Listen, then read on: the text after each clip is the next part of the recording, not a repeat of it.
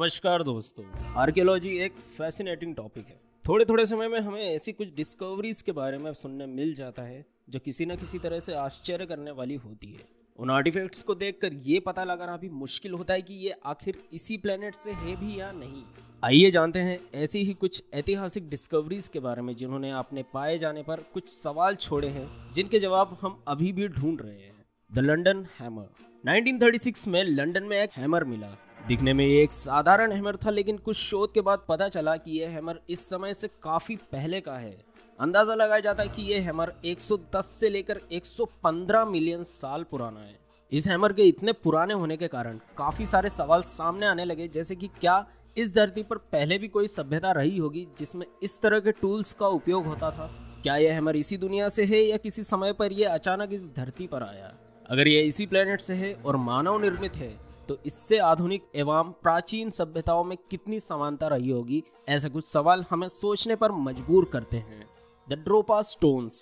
Alien के होने और ना होने पर हमेशा से ही एक डिबेट चलती आ रही है।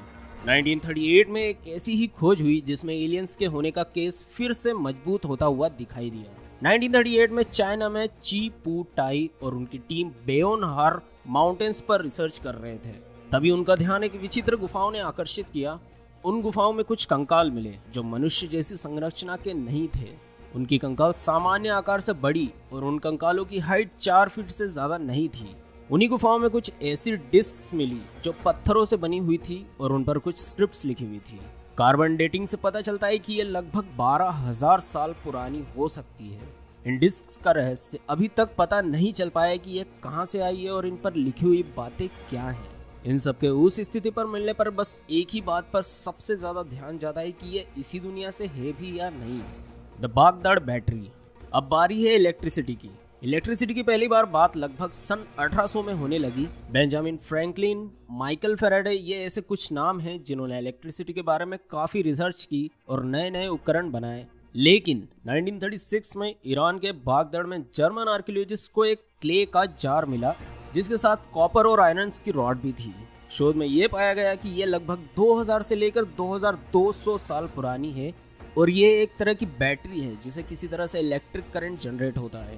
हालांकि इससे जनरेट होने वाला करंट काफी ज्यादा नहीं रहा होगा, लेकिन 2000 साल पहले से इलेक्ट्रिक करंट का होना ये जरूर सोचने पर मजबूर करेगा कि जिन चीजों को हम आज एडवांस बोलते हैं क्या वो पहले से ही तो नहीं खोजी जा चुकी है। दी नाज़का लाइंस। कुछ आर्टिफैक्ट्स ऐसे मिले हैं जिनके बारे में ये बताना आसान है कि ये कैसे बनाए होंगे, लेकिन ये बताना कि ये क्यों बनाए होंगे काफी मुश्किल है। ऐसा ही एक खोज पेरू में नाज़का डेजर्ट में हुआ है। कुछ अजीब तरह से बनाई गई इन ड्राइंग्स में मनुष्य और जानवरों की आकृतियां हैं। हिस्टोरियंस, मैथमेटिशियंस और आर्कियोलॉजिस्ट मिलकर इन ड्राइंग्स के बारे में पता लगाने की कोशिश में हैं कि इनके बनाने के पीछे का रहस्य क्या होगा। क्या ये ड्राइंग्स किसी तरह से एस्ट्रोलॉजी से जुड़ी हुई है? क्या उस समय तक लोगों को एस्ट्रोलॉजी के बारे में जानकारी रही होगी? और इतनी बड़ी ड्राइंग्स को जमीन पर बिना किसी उपकरण के साहित्य से कैसे बनाया होगा? ये सारे सवाल अभी भी एक पहेली ही बने हुए हैं। दोस्तों, आज के लिए इतना ही। मिलते हैं अगली वीडियो में। Thank you.